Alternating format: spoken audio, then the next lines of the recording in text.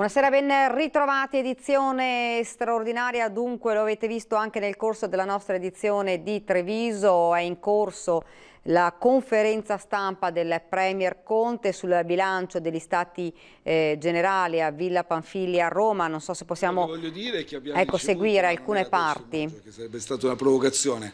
Quello che possiamo dire, e immagino era questa la sua prospettiva, se abbiamo una prospettiva positiva, tanto entusiasmo, tanto energia, perché abbiamo constatato, lo dicevo prima, con mano abbiamo toccato che sono tante associazioni, componenti della società, abbiamo incontrato esponenti di del terzo settore, di tante organizzazioni non governative, semplici cittadini, tutti in tutti abbiamo letto negli occhi, nelle manifestazioni che hanno espressamente ci hanno fatto pervenire, tanto entusiasmo, tanta voglia di reagire.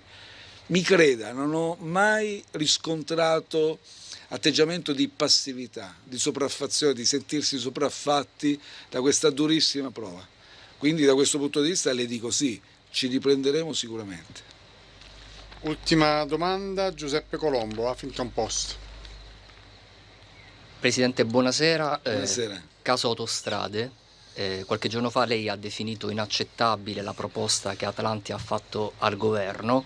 Intanto è arrivata nei giorni scorsi una lettera a Bruxelles dove la società dice che il governo ha violato le norme europee.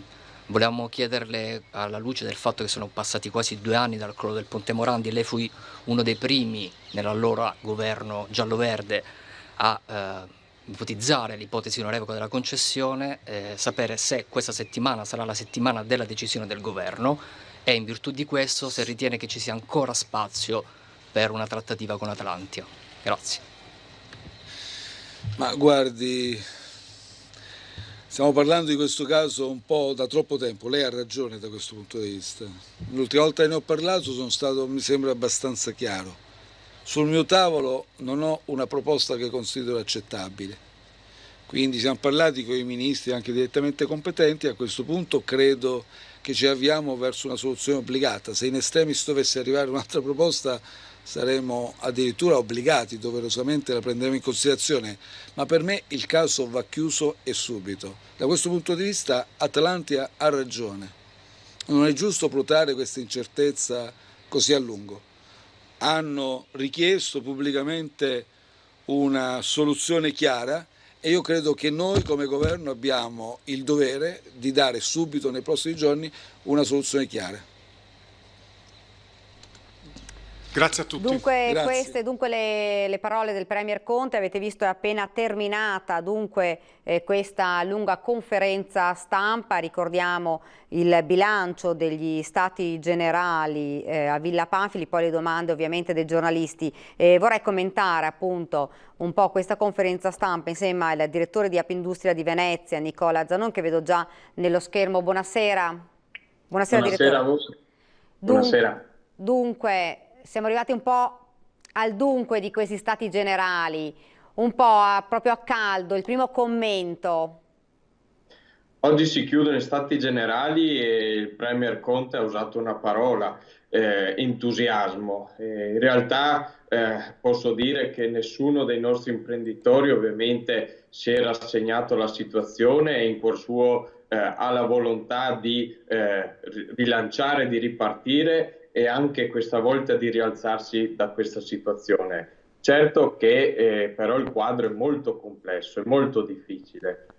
Noi siamo stati in audizione dal Premier Conte mercoledì con il nostro presidente Confapi Maurizio Casasco. In quell'occasione erano presenti tutte le maggiori associazioni in categoria, da Confindustria alle altre realtà. Abbiamo espresso quelli che sono i nostri punti di vista. Chiaramente abbiamo necessità di passare ad una fase di rilancio, ad una fase di programmazione con iniziative concrete e soprattutto urgenti. Dopo una prima fase di emergenza in cui si è fatta tanta spesa sociale, giustamente bisognava finanziare gli ammortizzatori sociali, bisognava guardare le parti deboli dell'economia, ora però è necessario guardare invece anche alle aziende, perché anche in questa crisi sostanzialmente si riuscirà ad emergere grazie al rilancio economico e alla forza delle nostre aziende. Per cui riteniamo che Stati Generali siano stati un'ottima occasione per interagire, per un confronto a tutti i livelli, però ci aspettiamo già da lunedì, quindi da domani, proposte concrete e soprattutto ascolto a quello che è appunto le idee e le proposte che arrivano dal mondo dell'impresa. Ecco, Bonomi aveva usato toni piuttosto duri nei confronti del governo proprio riguardo agli Stati Generali. Ha usato toni duri, coerenti anche con la situazione. La crisi picchia duro, quindi è necessario in questo momento andare dritti ai concetti, andare dritti alle proposte. Non c'è tempo da perdere e noi siamo consapevoli come sistema imprenditoriale che se la politica e lo Stato non farà la sua parte non riusciremo a ripartire. È una crisi troppo profonda perché possa reggere tutto sulle spalle delle aziende. È necessario che anche la parte della politica si prenda le proprie responsabilità, ovviamente però non deve dimenticare chi è sostanzialmente il cuore pulsante, il motore del nostro paese, che è l'impresa. Senza il sostegno e l'ascolto dell'impresa non riusciremo ad emergere. Queste sono settimane che stiamo vivendo in cui ancora non c'è l'esatta percezione di quello che è la gravità della situazione. Io l'ho definita come una situazione di coma farmacologico, perché le nostre aziende sostanzialmente sostengono e mantengono i propri lavoratori grazie agli ammortizzatori sociali. Con il divieto del licenziamento per motivo economico, noi ovviamente abbiamo mantenuto in forza tutti i lavoratori, i primi sostanzialmente a essere stati espulsi purtroppo dal mercato del lavoro sono stati i contratti a termine, quindi somministrati e tempi determinati.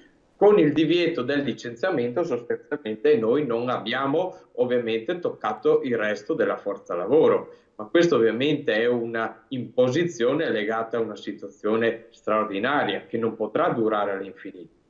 Giusto un dato emerso il 14 giugno. Dal 23 di febbraio al 14 giugno in Veneto abbiamo perso 65.000 posti di lavoro. A livello Italia siamo a 500.000 posti di lavoro e siamo in una situazione di divieto di licenziamento. Non vorrei pensare al numero esatto sostanzialmente se questo non ci fosse questa normativa, questo obbligo sostanzialmente nei confronti dell'azienda. Ecco, lei prima ha detto da domani ci aspettiamo ovviamente i fatti, insomma le parole sono state già dette, adesso ci aspettiamo i fatti. Quali sono le cose principali, più urgenti che vi aspettate dal governo? Noi sostanzialmente all'incontro in audizione con Conte abbiamo portato 4 punti come Confapi. Il primo, quello relativo alle infrastrutture digitali, completare sostanzialmente quel processo di copertura a banda larga a livello nazionale e anche pensare al 5G che è in fase di sperimentazione in diverse aree del paese. Secondo punto sostanzialmente quello di sostenere i settori cosiddetti moltiplicatori, cioè quelli che se sostenuti possono sostanzialmente portare un volano perché coinvolgono tutta una filiera, tutto l'indotto. E abbiamo fatto 2 esempi, quello dell'automotive e quello dell'edilizia. Terzo punto, scuola e ricerca, e ho sentito Conte nella conferenza stampa di prima citarlo.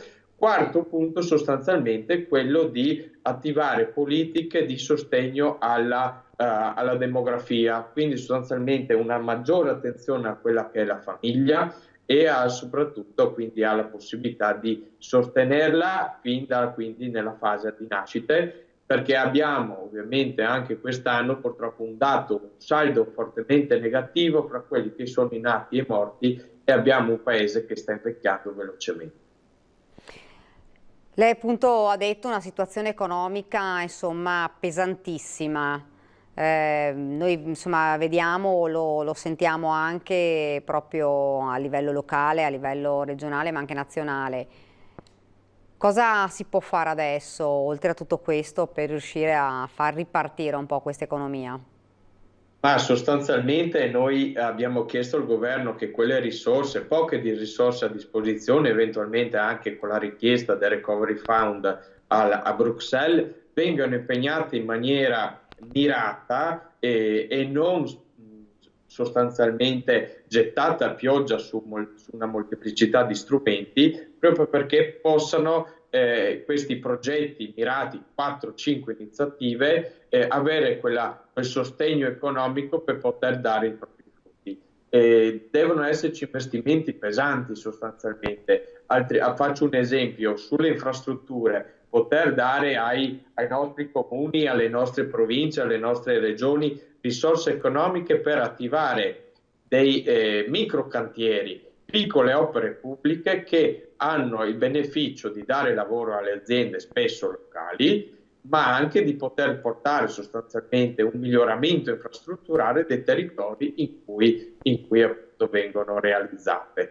Questo sicuramente può essere uno dei percorsi da attivare, perché sono rapidi nella realizzazione e hanno ovviamente un beneficio immediato, perché portano già dei cantieri che si possono aprire in breve tempo. Senta, qualcuno diceva invece si è perso un po' troppo tempo, una settimana, questi incontri per gli Stati Generali, forse si poteva trovare una soluzione un po' più immediata.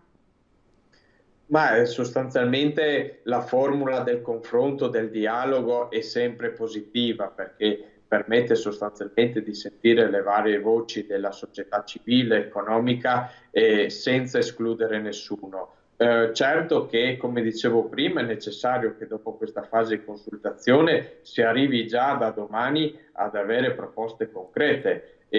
Ovviamente ritengo che questa fase fosse anche necessaria, perché la stessa Europa, prima di attivare percorsi che si stanno discutendo come Recovery Fund, ha necessità di capire dai paesi che probabilmente più beneficeranno di questi strumenti che tipo di riforme, che tipi di piano hanno in programma. C'è una forte discussione a livello europeo, poi queste risorse se possono essere dei finanziamenti o possono essere dei contributi a fondo perduto. Era necessario che sostanzialmente ci fosse un lavoro di costruzione di un piano che poi sostanzialmente verrà presentato nei prossimi giorni a Bruxelles. Ecco, a tutto questo c'è anche un problema di una burocrazia forse un po' troppo farraginosa e quindi sicuramente difficile da gestire. La componente della burocrazia sostanzialmente è un problema che ci portiamo dietro ovviamente da tempo ed è arrivato appunto l'occasione sostanzialmente per metterci mano. Un percorso di forte digitalizzazione, di snellimento delle procedure è quanto mai necessario, soprattutto in una fase come questa in cui abbiamo anche testato sulla nostra pelle la necessità di lavorare tramite gli strumenti informatici. Gli indipendenti pubblici e la pubblica amministrazione sono ancora in smart working, però spesso non hanno potuto dar seguito ai propri servizi, alla propria forma di risposta ai cittadini, perché non ci sono anche proprio le infrastrutture di base per poter portare e digitalizzare i nostri servizi e le nostre pubbliche amministrazioni. Ecco che abbiamo inserito fra i vari punti chiesti al Premier proprio quello delle infrastrutture digitali, quindi banda larga e 5G. La ringrazio, grazie davvero direttore, grazie per aver accettato il nostro invito. Grazie a lei, buona serata. Grazie, buona serata a lei. Dunque ora siamo arrivati un attimo alla pubblicità, quindi ci fermiamo per una piccola pausa pubblicitaria e poi torniamo qua in studio.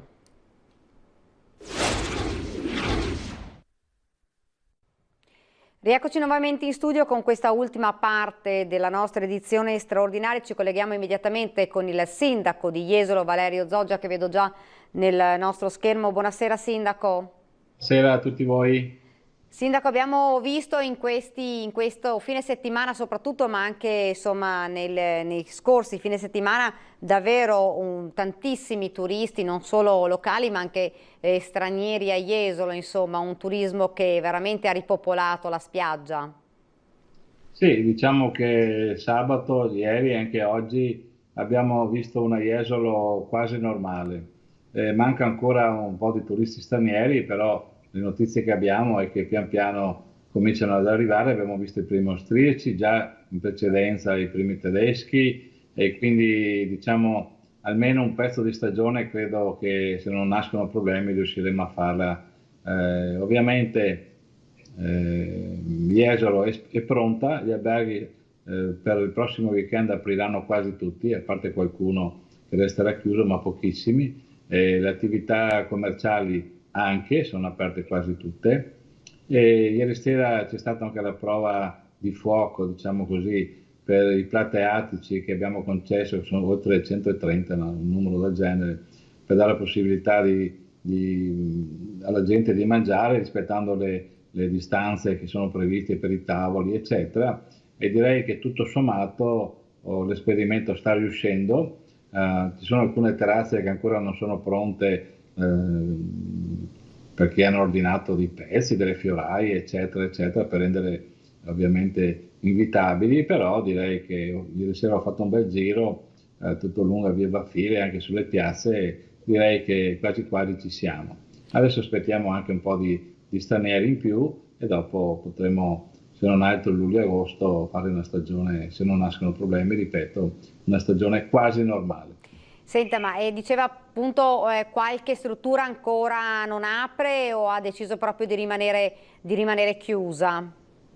Sì, diciamo che qualche albergatore che magari ha più strutture, ha 3-4 alberghi, ce ne sono, magari ne aprono su 3, ne aprono 2, e uno magari, visto che non ci sarà proprio questo pienone, almeno per ora, casomai se dovesse arrivare tanta gente fanno in tempo a aprire anche più tardi, perché ovviamente la stagione è partita in ritardo, quindi dovevano preparare anche questi alberghi. Io auspico e spero che vengano aperte quasi tutte, anche perché seppur in numero ridotto di mesi, ma si dà la possibilità a tante persone che stanno aspettando di fare la stagione. Non sarà una stagione di 5-6 mesi, ma di 3 mesi, però insomma già qualcosa, perché i bilanci familiari ovviamente, soprattutto il prossimo inverno, più di qualcuno avrà problemi, e quindi con la stagione che possono fare le mogli, i figli, gli studenti, eccetera, si può in qualche modo far quadrare i conti, tirando un po' ovviamente la cinghia, però insomma un aiutino serve sicuramente. Ecco, adesso che sono aperte le frontiere, il sindaco la diceva, gli stranieri, insomma i tedeschi stanno cominciando ad arrivare, ma anche ci sono prenotazioni anche da parte di altri stranieri, di altri cittadini? Sì, diciamo i tedeschi li avevamo visti un po' prima dell'apertura delle frontiere del 16 con l'Austria, ma facevano giro gran parte per la Svizzera e qualcuno anche per la ex Jugoslavia. E adesso che hanno aperto ovviamente i confini con l'Austria, il passaggio è più breve e quindi vengono più diretti, e quindi, ma anche gli stessi austriaci, perché ho parlato proprio questa settimana con un paio di giornalisti austriaci che sono venuti a fare dei servizi, e mi dicono che c'è comunque interesse per la nostra località e che sicuramente magari qualche giorno in meno degli altri anni, perché anche loro sentono ovviamente un po' di crisi per il coronavirus, però sicuramente ritorneranno perché ormai sono affezionati, e anche comoda la nostra località, e quindi confidiamo che, come dicevo prima, avremo un paio di mesi quasi normali. Sperando anche nel bel tempo, visto le ultime settimane, insomma, di tempo abbastanza instabile.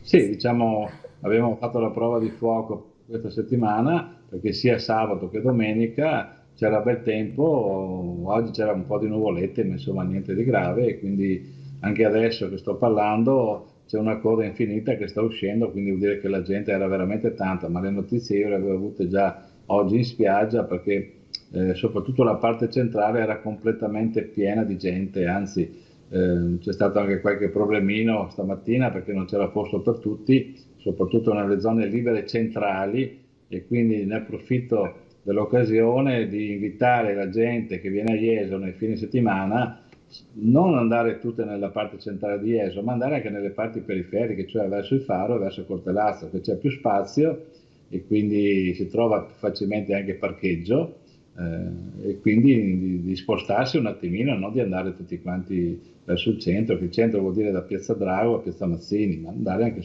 sulle parti estreme. C'è comunque una bella spiaggia, c'è più spazio, si sta più in sicurezza, e probabilmente stamattina qualcuno ha fatto anche qualche oretta di coda, ma Come siamo abituati insomma a vedere una Jesolo insomma piena di gente e code per arrivare, insomma era davvero difficile vedere invece le strade della Treviso Mare, ad esempio, completamente deserte durante insomma l'emergenza. Sindaco, però purtroppo siamo tornati anche a vedere altre immagini che non vorremmo mai vedere, che sono quelle di sabato notte con questa rissa in una delle zone centrali della Movida. Purtroppo tornano ad esserci anche questi gruppi di ragazzi che creano non pochi problemi, non solo poi danni lì in piazza, ma anche insomma problemi anche di immagine di Jesolo. Sì, certo, dispiace che tutto il lavoro che stiamo facendo, ma non solo come amministrazione, come associazioni, eccetera, un po' tutti, per far trascorrere le vacanze in tranquillità e rendere una Jesolo sempre più bella, purtroppo, soprattutto i sabati sera, nella zona della Movida, risuccedono quando c'è tanta gente i classici episodi che abbiamo quasi tutti gli anni che vi fanno un po' arrabbiare, perché io non capisco che senso abbia venire a Jesolo per divertirsi, per mangiare, per conoscere nuove persone, fare socialità, eccetera, e poi ubriacarsi e dopo vedere quelle scene che stiamo vedendo anche adesso, che danno veramente tanto fastidio.